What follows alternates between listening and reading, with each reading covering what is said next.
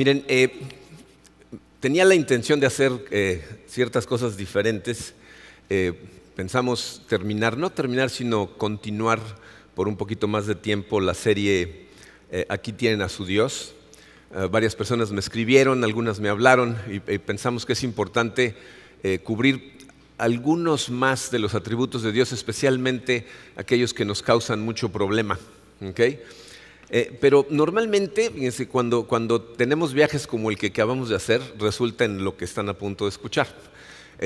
La semana pasada, como ya les dije, nuestro plan era estar aquí, pero la semana anterior a esa, la razón por la que no estuvimos con ustedes es porque hicimos un retiro espiritual junto con nuestros pastores, Mark y Laura Shook, Karina y yo.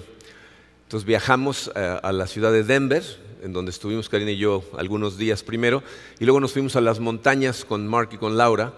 El papá de Laura es dueño de un rancho en las montañas, que es un lugar de verdad paradisiaco, en donde estás alejado de todo, y entonces se presta mucho para tener un retiro espiritual, un convivio profundo. Hablamos durante muchas horas con Mark y con Laura, oramos, soñamos y analizamos muchas cosas acerca de lo que está pasando en la iglesia en general, en la sociedad en la que vivimos y el impacto que eso está teniendo en nuestras iglesias. Y entonces Dios me mostró ciertas cosas que pues ahora voy a compartir con ustedes. Aprovechando que el día de hoy es el Día del Padre, quiero que hagamos juntos ciertas reflexiones. Mi propósito es hacerte reflexionar. Y se van a dar cuenta de que lo que vamos a hablar el día de hoy no está dicho nada más para los padres. De hecho, nos afecta absolutamente a todos los que estamos aquí, pero al final van a entender por qué me voy a orientar un poquito más hacia los papás. Escuché una versión de lo que estamos a punto de hacer con estas 3 sillas, una versión de un sermón que predicó John Maxwell, y esto pues, me va a poner en contexto de mi edad, pero lo escuché más o menos hace como 29 o 30 años. He escuchado a otros pastores hablar de estas cosas e incluso los he escuchado decir que ellos lo escribieron, pero no es cierto. El original fue John Maxwell. No me acuerdo de todo el sermón, pero sé la idea y en eso me basé para hacer lo que estamos a punto de hacer. Miren, la Biblia nos muestra algo muy importante y es lo que sucede en los cambios de generación a generación. ¿Okay? El día de hoy vamos a utilizar estas 3 sillas para ejemplificar a 3 generaciones. ¿Okay? Uno de los ejemplos más claros de lo que sucede entre generación y generación es lo que sucede con el pueblo de Israel cuando Josué hereda el liderazgo y lo que hace Josué. Josué es la persona a la que Dios nombra como el líder del pueblo de Israel cuando muere Moisés. ¿Okay? Después de servirle por muchos años al Señor, Josué al final de su libro se está despidiendo de la gente con estas palabras. Josué capítulo 24, versículos 14 y 15 dice así: por lo tanto, ahora ustedes entréguense al Señor y sírvanle fielmente. Desháganse de los dioses que sus antepasados adoraron al otro lado del río Éufrates y en Egipto y sirvan solo al Señor. Pero si a ustedes les parece mal servir al Señor, elijan ustedes mismos a quién van a servir. A los dioses que sirvieron sus antepasados al otro lado del río Éufrates o a los dioses de los amorreos en cuya tierra ustedes ahora habitan. Por mi parte, mi familia y yo serviremos al Señor. Dice Josué, si han estudiado la historia de su vida, fue uno de los mejores líderes que tuvo el pueblo de Israel. De hecho, el pueblo prosperó cuando Josué era su líder. Bajo su liderazgo entraron a la tierra prometida, conquistaron toda la tierra prometida y luego Josué dividió la tierra prometida entre las 12 tribus y dentro de las tribus, dentro de todas las familias del pueblo de Israel. ¿Por qué tuvo tanto éxito Josué? Porque Josué se sentaba en la primera silla. Representa la primera generación, que en su programa lo puse de esta manera. La silla 1 es gente que vive una relación íntima con el Señor. Josué es una persona que en todos los días de su vida, si lees el libro de Josué, diariamente él estaba en comunión profunda con Dios, estaba al pendiente de lo que Dios quería de él, y eso se veía en cada aspecto de la vida de Josué. Y aparte se ve como el resultado de lo que pasa con la gente a la que él dirige, porque tienen mucho éxito, prosperan muchísimo con Josué. Pero luego viene una segunda generación, que la podemos encontrar en el siguiente libro, después de Josué. El libro que sigue es el libro de Jueces. En Jueces capítulo 2, versículo 7, fíjense cómo dice, el pueblo sirvió al Señor mientras vivieron Josué y los ancianos que le sobrevivieron, los cuales habían visto todas las grandes obras que el Señor había hecho por Israel. Entonces fíjense, aquí hay una diferencia entre Josué y los ancianos que le sobrevivieron. Josué vivió una relación profunda con Dios. Esta siguiente generación nos dice algo diferente. Les puse en su programa la silla 2, es gente que ve a otros vivir en relación con el Señor. O sea, los ancianos que le sobrevivieron vieron las grandes obras que hizo Dios gracias a la profunda relación que Josué tenía con Dios. No necesariamente vivían a esa profundidad su relación con Dios, pero vieron a alguien que la vivió de esa manera. Ellos pertenecen a la silla número 2. ¿Okay? Pero luego viene una tercera generación, más adelante en el mismo capítulo 2 de Jueces, pero en el versículo 10, dice, también murió toda aquella generación y surgió otra que no conocía al Señor ni sabía lo que Él había hecho por Israel. Entonces, ¿por qué esta generación no conocía al Señor ni sabía nada? Pues porque nunca les platicaron. Dice la silla número 3, es gente a quienes no les hablan nunca acerca del Señor. ¿No? Estas personas ni vieron a alguien vivir su vida en relación profunda con Dios, ni les platicaron acerca de las maravillas, del amor de Dios, de lo que había hecho por el pueblo de Israel. ¿Ustedes recuerdan qué es lo que pasó después de que Josué se muere y esa generación se muere? Entran a la época de Jueces. El libro de Jueces es una de las épocas más oscuras en la historia del pueblo de Israel, en donde la frase más simbólica que representa al pueblo de Israel dice, y cada quien hacía lo que le parecía correcto ante sus ojos. Traducción al español de hoy, vivían como les daba la gana, ¿no? Entonces hicieron un tiradero. Lean el libro de Jueces. Hay gente que cuando llega a Jueces dice, ¿esta es la Biblia? ¿Esta es la gente de Dios por las atrocidades que comete el pueblo de Israel? Entonces podemos ver el resultado en el liderazgo de cada una de las tres generaciones dependiendo en qué silla se sentaron. Pero hay otro ejemplo bíblico que nos muestra lo que sucede en el corazón de la gente que se sienta en cada una de estas tres sillas. Este ejemplo también es un ejemplo generacional. Vamos a hablar, fíjense, del rey David, el rey Salomón y el rey Roboam, que son abuelo, padre e hijo. ¿Okay? En el primer libro de Reyes, en el capítulo 11, versículo 4, vamos a ver lo que nos dicen acerca del corazón de los primeros dos.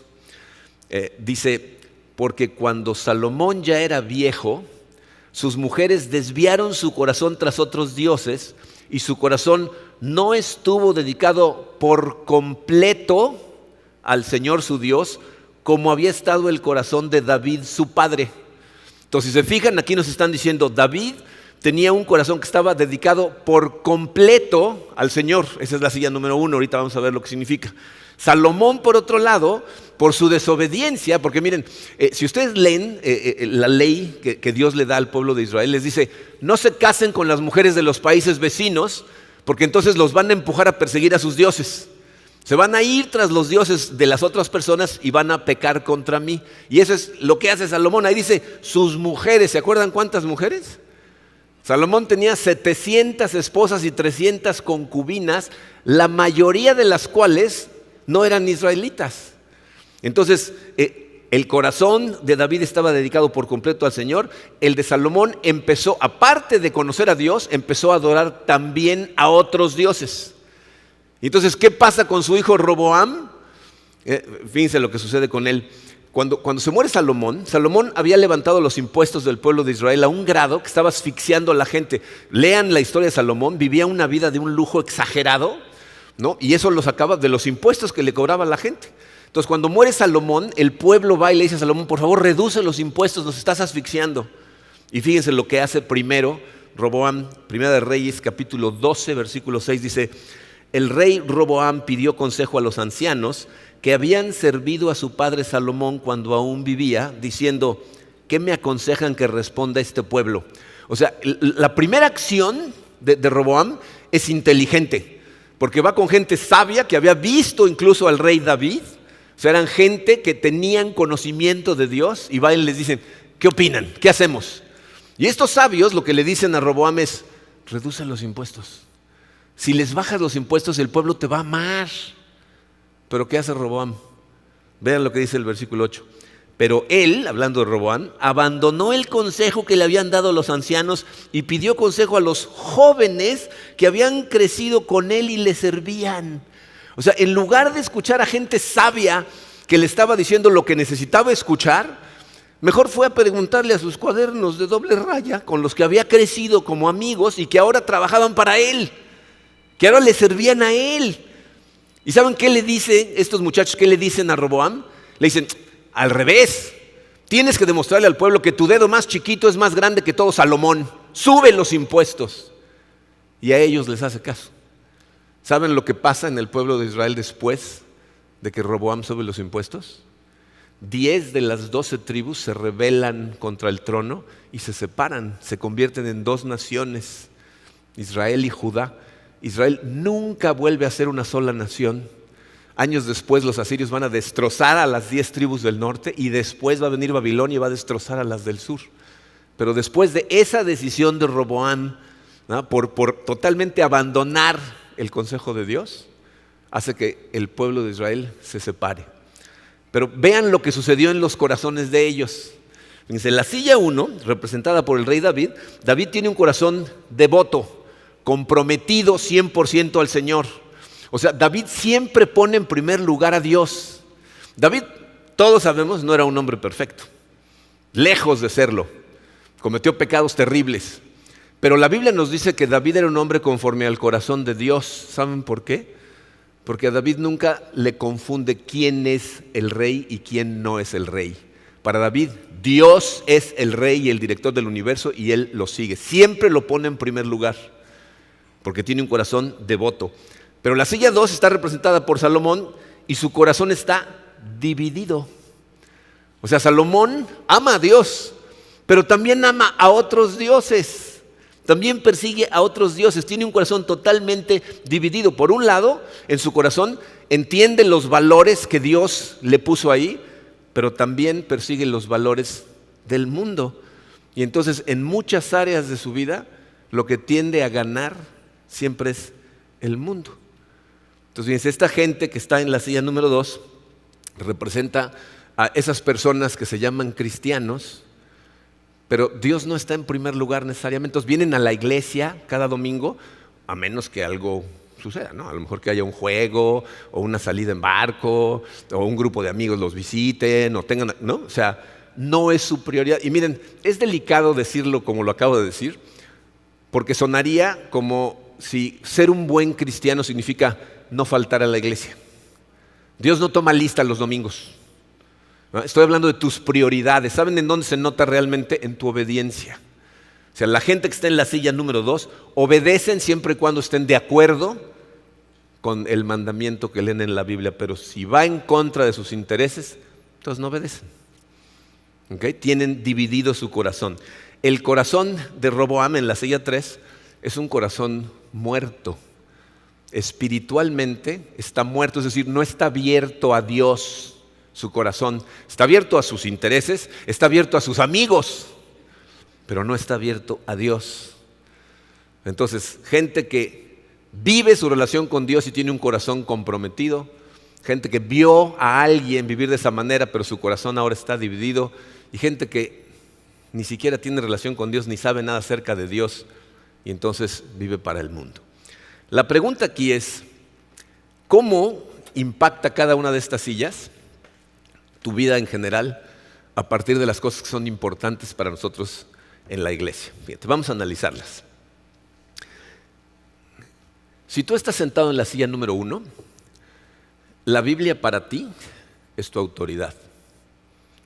Todo lo que haces está alineado con la Biblia. Siempre piensas en que la Biblia es la que te dice lo que tienes que hacer, Y entonces en eso te basas para vivir tu vida, ¿no? Esa es la gente que tiene un corazón comprometido. La Biblia es la autoridad, lo que dice la Biblia es lo que está bien. ¿Significa que entienden todo lo que dice la Biblia?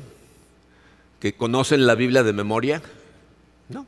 Es gente que estudia la Biblia constantemente y hay veces que encuentra cosas en la Biblia que lo confunden, porque hay muchas cosas en la Biblia que nos confunden a todos. Pero cuando encuentra una cosa así, lo que piensa es, aquí hay algo que yo no estoy entendiendo, porque esto no puede estar mal, porque es la palabra de Dios. Necesito estudiar, necesito preguntar, necesito buscarle, necesito acudir a Dios, pedir revelación, pero no voy a cuestionar si está bien o está mal. Esto está bien, yo necesito entenderlo. Esa es una persona que se sienta en la silla número 1, así ve la Biblia. ¿Cómo ve la Biblia la gente que se sienta en la silla número 2? Fíjense, la gente que se sienta en la silla número 2 lee su Biblia, la respeta, pero no siempre la obedece. O sea, no necesariamente obedece lo que la Biblia dice. Si lo que la Biblia dice va en contra de mis intereses personales, entonces mis intereses personales ganan. Entonces gente que se llaman a sí mismos cristianos, pero se van a vivir con su pareja antes de casarse, tienen relaciones sexuales fuera del matrimonio, mienten si es necesario, ¿no? Me recuerdan a una película que salió cuando yo era adolescente que se llamaba No robarás, a menos que sea necesario, ¿no? Esa es la gente de la silla número 2, tienen un corazón dividido. Y entonces, pues la Biblia, sí, ahí está, ¿no? Pero escogen qué obedecen de la Biblia y qué no obedecen de la Biblia, ¿no? ¿Qué pasa con la gente que se siente en la silla número 3? ¿Ya se fijaron que es la más cómoda? La silla número 3. ¿Y ya se fijaron a cuál se parece esta? ¿Sí? La gente que se siente en la silla número 3, normalmente es muy posible que ni Biblia tengan, ¿no? O sea, mucha gente no tiene Biblia. Y si la tienen, está escondida en un cajón, se está empolvando o la tienen de adorno. Literal, ¿eh? O sea, yo tengo un amigo que íbamos a visitar a su abuelita de vez en cuando, él era muy cercano a ella, y la casa de su abuelita era como un museo, tenía una casa preciosa, enorme, por allá por Mixcoac, en la Ciudad de México, y tenía muebles hermosos, pinturas increíbles, y tenía una Biblia enorme, como de este tamaño, encima de una base de hierro forjado, ¿verdad? Abierta, ¿no?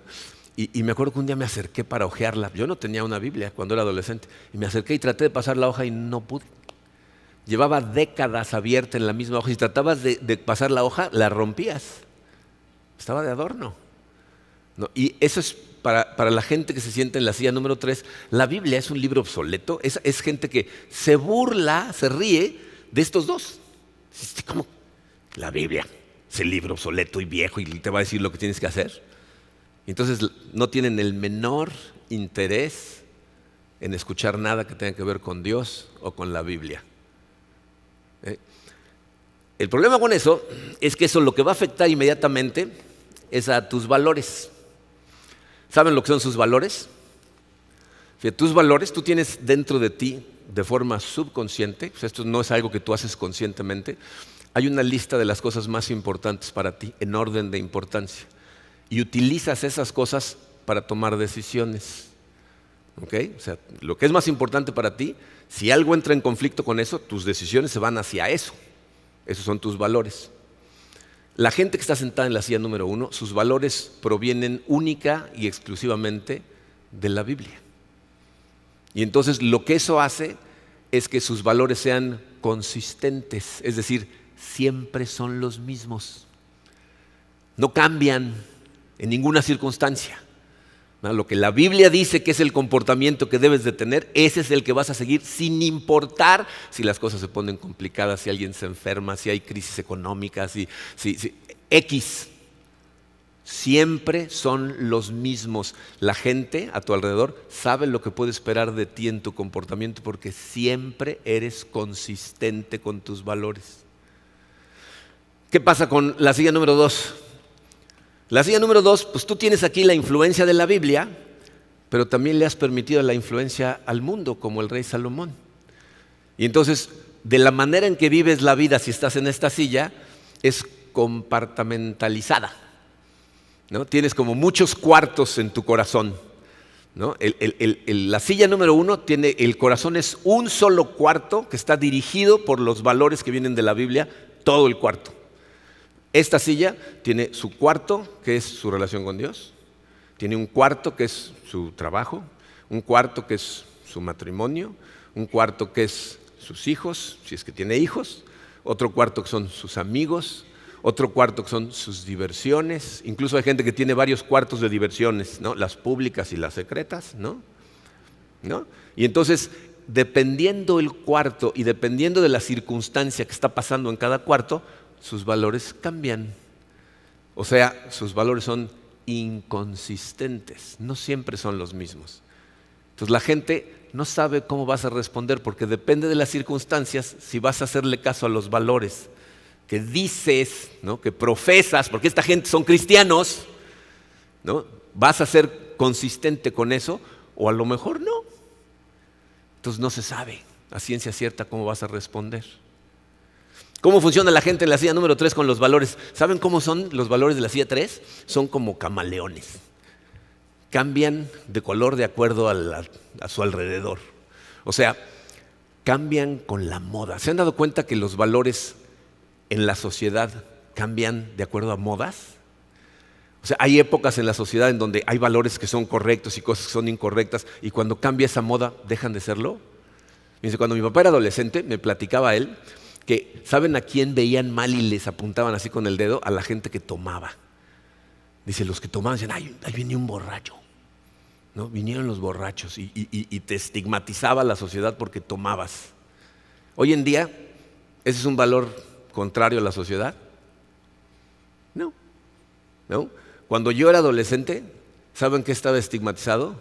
Los marihuanos. Dicen, entró un marihuano a la fiesta y yo me imaginaba uno con un hacha, ¿no? Entrando a la fiesta, ¿no? O sea, así, hablaban de ellos como los malos, ¿no? Hoy en día, la marihuana está siendo legalizada por todos lados. Entonces, ¿es un valor equivocado con la sociedad? No. Hoy en día, vean la cantidad de cosas que hace 30 años todo el mundo me ha dicho, ¡ah! Y hoy lo ven como si nada. Esa es la silla 3. Tus valores cambian con la moda de la sociedad. Lo que la sociedad dice que está bien, eso está bien. Y si la sociedad dice que está mal, entonces está mal. ¿Se dan cuenta cómo hay cosas que nosotros en la Biblia nos dice esto está mal y ya no lo puedes ni decir públicamente porque te apedrean? Esos son los valores de la silla número 3. ¿Cuál es el problema con eso? Tus valores, ¿sabes qué es lo que hacen? Dictan tu comportamiento en todo lo que pasa a tu alrededor. Piensa, por ejemplo, en lo que es el trabajo para una persona que se sienta en la silla número 1. Si tú estás sentado en la silla número 1, tú lo que esperas de Dios para escoger qué hacer en tu vida es un llamado. Es algo que, una palabra que ya no se usa en nuestra época, que es vocación, ¿no? ¿Han oído tiene vocación para tal cosa? Es gente que está convencida que Dios lo creó, lo formó y puso en esa persona lo necesario para ayudarle a tomar dirección en su vida.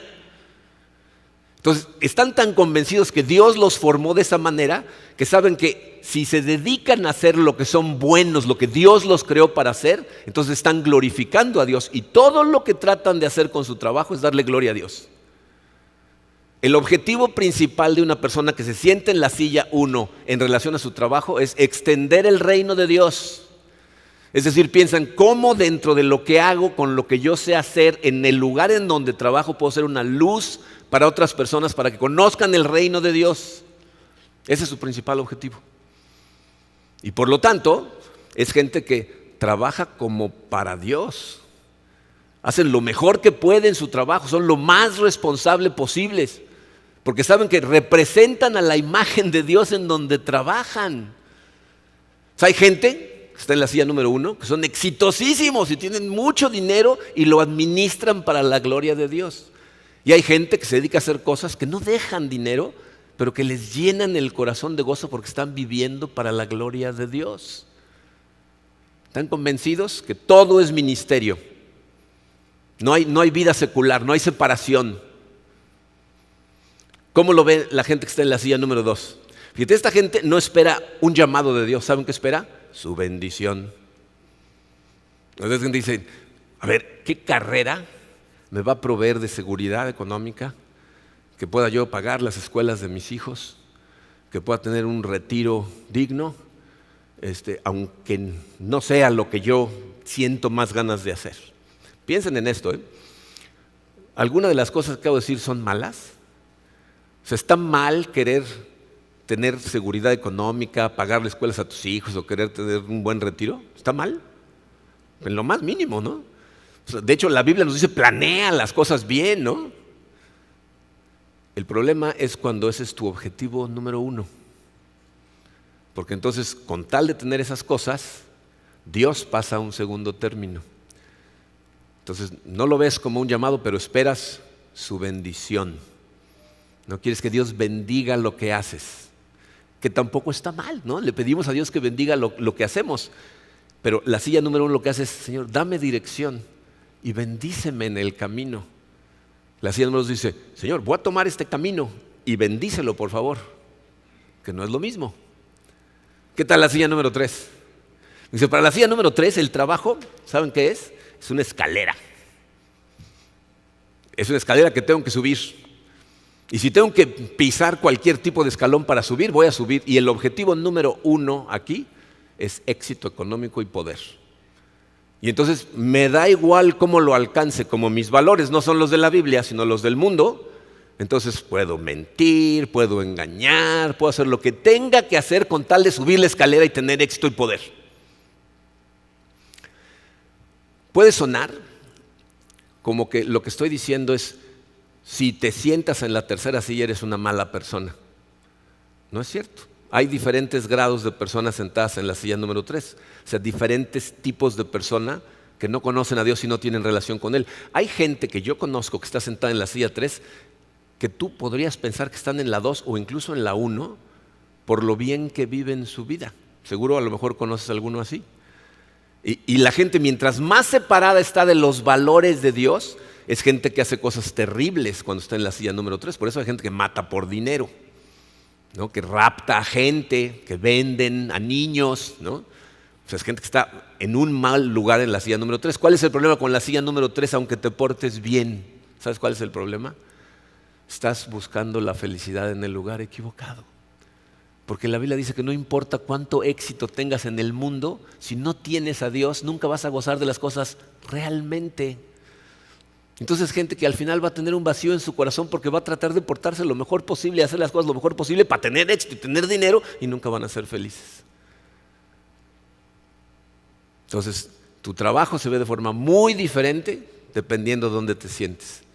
Pero luego llegamos a cosas un poco más profundas y dolorosas. Piensen, por ejemplo, en cómo cada uno de estos lugares ve el matrimonio. Si tú te sientas en la silla número 1, para ti el matrimonio es un pacto.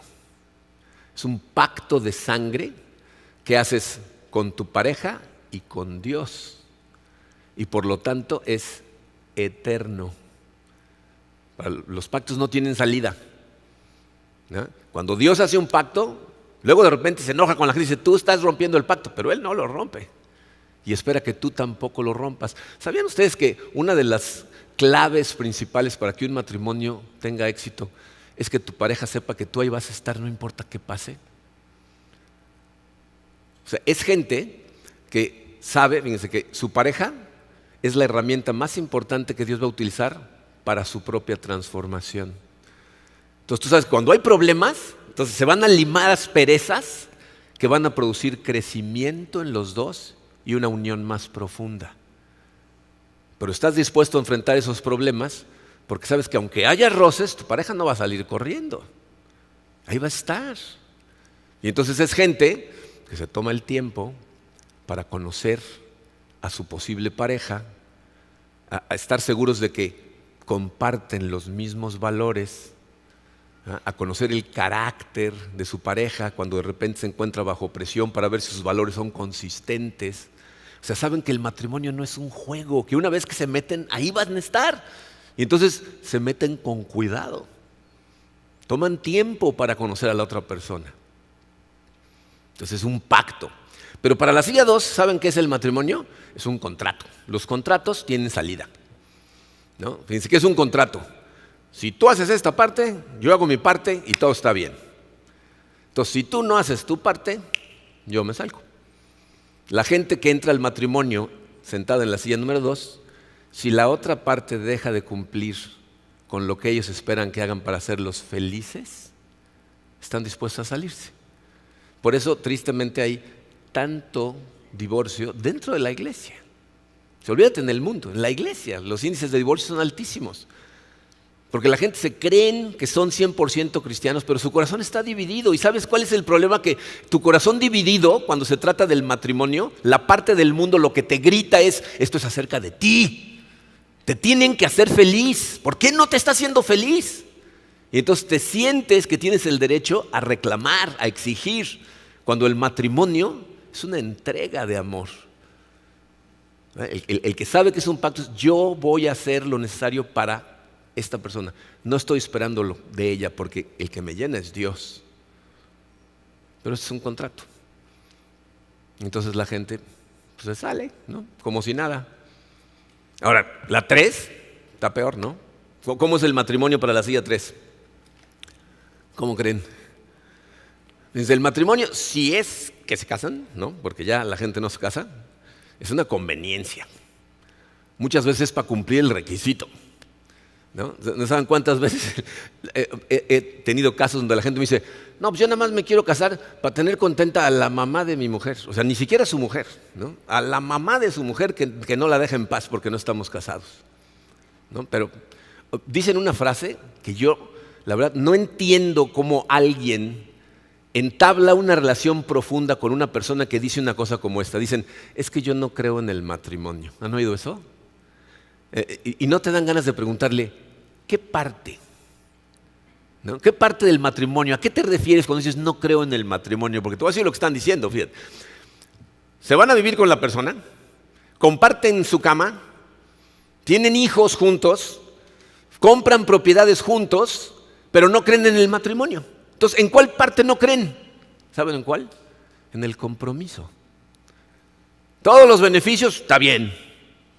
Pero comprometido para siempre, espérate. Esa partida no. ¿Para qué te metes a una relación así? O sea, ¿quién en su sano juicio se quiere casar con alguien que se casa con un pie afuera? Se casa preparándose para el divorcio. Si te sientas en la silla 1, tu lema es, no hay para afuera. Así tienen que entrar los dos al matrimonio. Ni siquiera la mención de me voy, nunca. Porque entonces a tu pareja le da miedo enfrentar los problemas. Y por eso son relaciones totalmente superficiales. ¿Qué tal la paternidad? O la maternidad, ¿no? Porque aquí nos afecta a todos. Una persona que está sentada en la silla número 1 sabe que los hijos son una responsabilidad que Dios nos da, son una herencia de Dios, así les llama la Biblia, son una herencia de Dios. ¿Y saben para qué nos da esos hijos? Para asegurarnos de que lo conozcan, para asegurarnos de que entienden el amor que sienten por ellos y para que aprendan a tener una relación ellos con Dios. O sea, mi trabajo como padre es asegurarme que mis hijos vean la silla número 1 y aprendan a sentarse en la silla número 1, que ellos conozcan a Dios. Mi objetivo principal como padre, si me siento en la silla número 1, es niños piadosos, que es una palabra que ya no utilizamos, ¿no? Porque suena así medio extraña en nuestra sociedad. Niños que amen a Dios, que conozcan a Dios, que tengan relación personal con Dios. Ese es mi primer objetivo. Ahora, ¿es mi responsabilidad prepararlos? Obviamente. Animarlos, ¿no? Que estudien, si es que tengo la capacidad de pagarles una carrera, que encuentren su forma, que se dediquen a lo que Dios los creó para hacer, pero que entiendan que ese es un llamado y que es para la gloria de Dios. Principal preocupación, mi objetivo, niños de Dios. ¿Qué tal la silla número 2? Dice, para estas personas,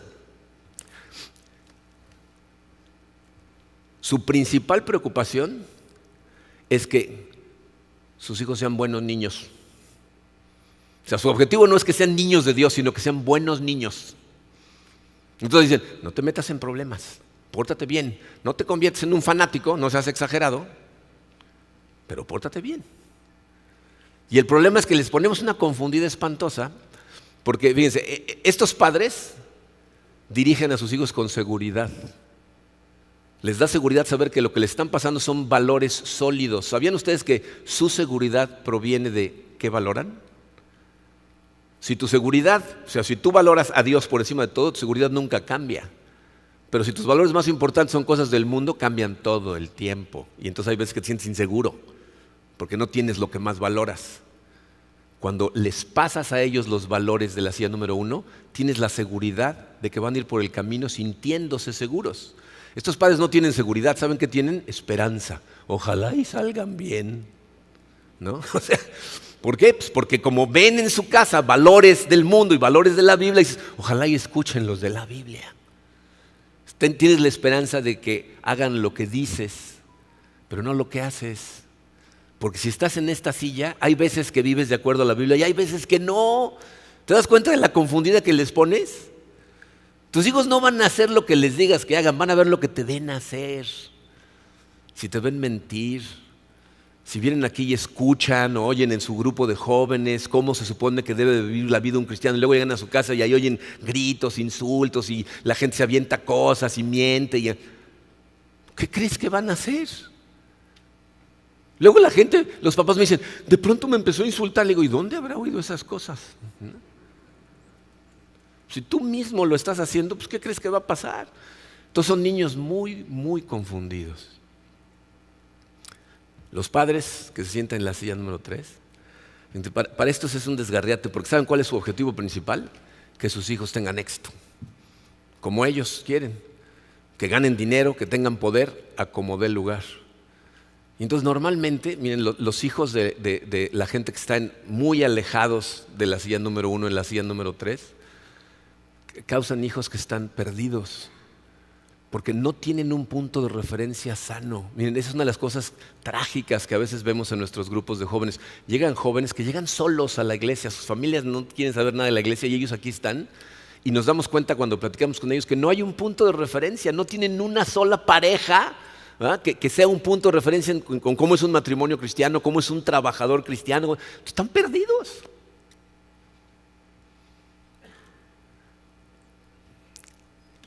Me inclino más hacia hablarle a los hombres en este momento y les voy a decir por qué.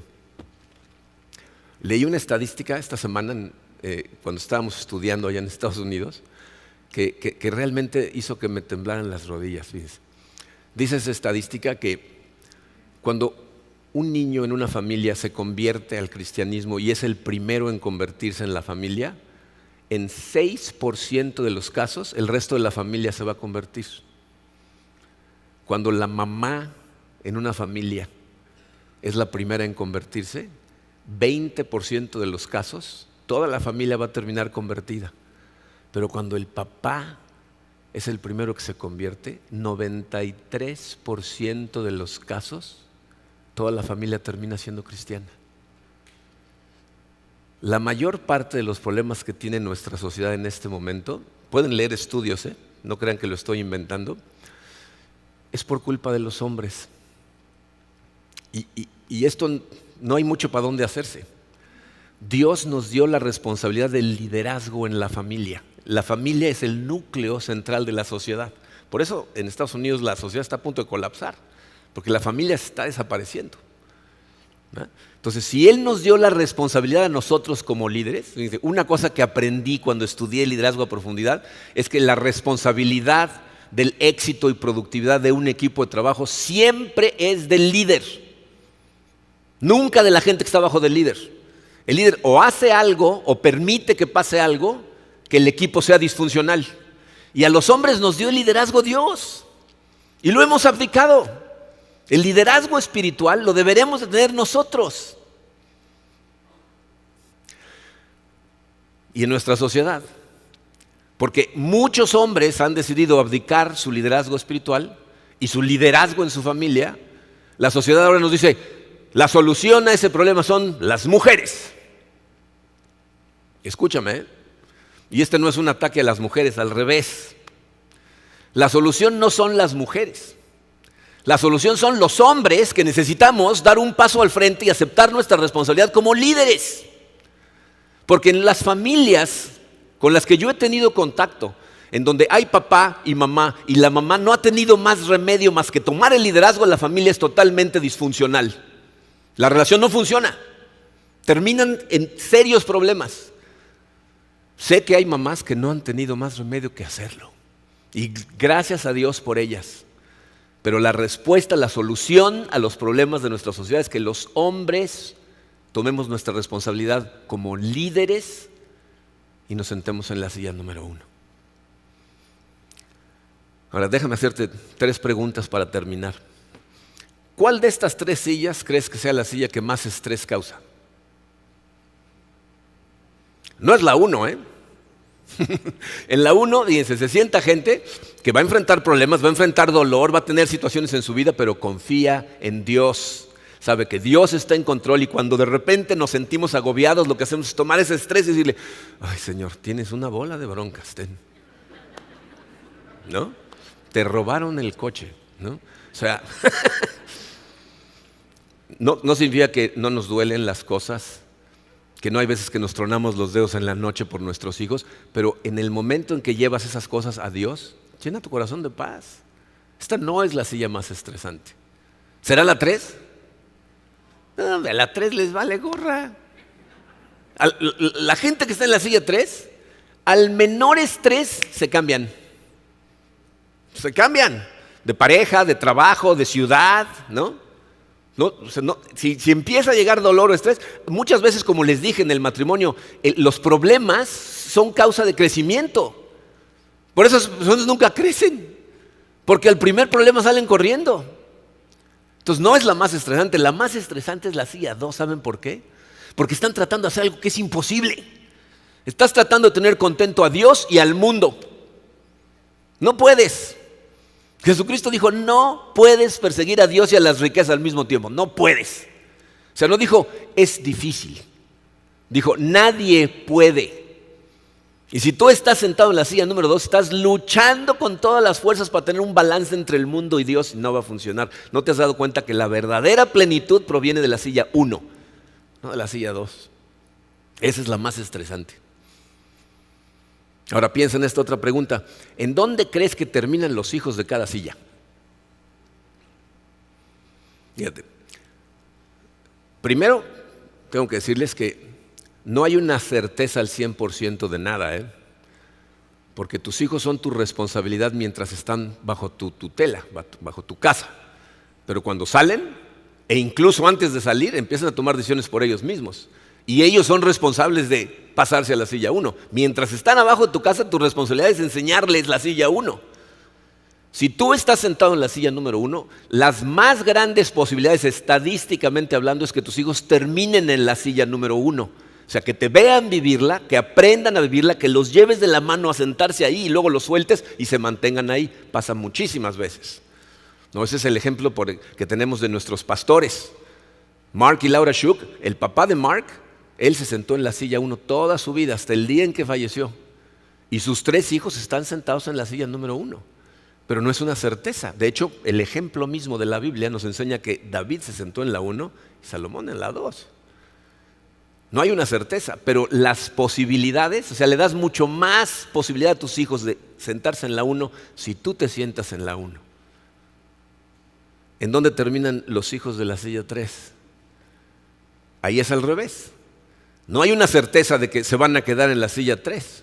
De hecho, ¿saben por qué tanta gente en la silla 3 termina en la silla 1? Porque crean tanto tiradero en su vida que es cuando más abiertos están a escuchar de Dios. Cuando peor están las cosas, andan buscando, no saben qué, pero andan buscando y les hablas de Dios y dicen, y se agarran y se vienen para acá. Hay ejemplos de eso. ¿Saben quién es un ejemplo de eso? Mi esposa Karina. Sus papás estaban en la silla 3. Vivían en el mundo, vivían para el mundo, y un día Dios nos llamó a los 2, porque yo estaba sentado en la silla 2, pero sus papás estaban en la silla 3. Pero si tú te sientas en la silla 3, las más grandes posibilidades son de que ahí se queden tus hijos. Pero lo más triste del caso es a dónde terminan los hijos de la gente que se sienta en la silla 2. Y les digo que es lo más triste porque estadísticamente hablando, y luego la gente se queja porque les doy estadísticas de Estados Unidos. Tristemente en México no producimos ese tipo de estadísticas. Más del 77% de la gente que se llama a sí misma cristiana se sienta en la silla 2. Es gente que confiesa en encuestas anónimas, que rara vez leen su Biblia, que van a la iglesia una vez al mes, cuando mucho, que no tienen una vida de oración, que su principal autoridad no es la Biblia. Es casi el 77% de cristianos. ¿Y saben a dónde termina la gran mayoría de los hijos de la silla número 2? En la silla número 3. Porque ven una confusión tal en su casa de valores que no creen en Dios. O sea, no pueden creer que eso sea la verdad cuando están viendo el tiradero en su casa. Lo que sí es un hecho es que es imposible para ti sentarte en la 2, pero dejar a tu hijo sentado en la 1. La única manera que tienes de lograr que tu hijo se siente en la 1 es estando en la 1. No puedes enseñarles algo que no sabes, que no eres. Entonces la pregunta más importante para ti es, ¿dónde estás? ¿En qué silla te sientas hoy? Esta pregunta la tienes que responder para ti, no para mí. Y nada más por si no lo has pensado, Dios ya sabe dónde estás sentado. Si estás sentado en la silla número 1, primero que nada, le doy gracias a Dios por tu vida y te invito a súper comprometerte a ser una luz para la gente a tu alrededor, porque necesitamos más modelos como tú. En nuestra iglesia, en nuestras familias, en nuestros trabajos, en nuestra sociedad, necesitamos gente que esté sentada en la silla número 1. Si estás sentado en la silla número 2, lo que tienes que hacer es arrepentirte. Para poder pasar a la silla número 1, no es tan fácil como lo he estado haciendo yo ahorita, ¿no? Nada más te cambias de silla y ya. Si estás en la silla 2 en este momento, ¿sabes qué necesitas? Necesitas ayuda. Necesitas acudir a Dios y decirle, Señor, evidentemente estoy sentado en la silla número 2, necesito que me ayudes. Necesito que me des la fortaleza para empezar a practicar disciplinas espirituales, para perseguirte a ti en mi lectura de la Biblia y no simplemente leer. Empezar a incrementar mi vida de oración, a pensar en ti más de una vez al día. Si es necesario, ponte alarmas en el teléfono y de vez en cuando comunícate con Dios y analiza lo que estás viviendo en ese momento y ponlo en sus manos. Y poco a poco Él va a empezar a poner sus valores en tu corazón hasta que cuando te des cuenta vas a estar viviendo en la silla número 1, pero necesitas ponerte a trabajar, pedirle a Dios que trabaje en tu corazón. Y si estás sentado en la silla número 3, mi oración es que seas consciente de que Dios te ama. Y la muestra de que te ama es que estás escuchando estas palabras en este momento. Porque esto no es casualidad. No estás aquí nada más porque alguien te invitó. Estás aquí porque Dios quería que lo escucharas decirte, te amo. ¿Qué haces ahí? ¿Para qué estás sufriendo? ¿Para qué estás lleno de vacío? Acércate a mí. Nuestra responsabilidad para todos los que somos miembros de comunidad de fe es ser luz, ser sal, o sea, cambiar el sabor de la sociedad en la que vivimos.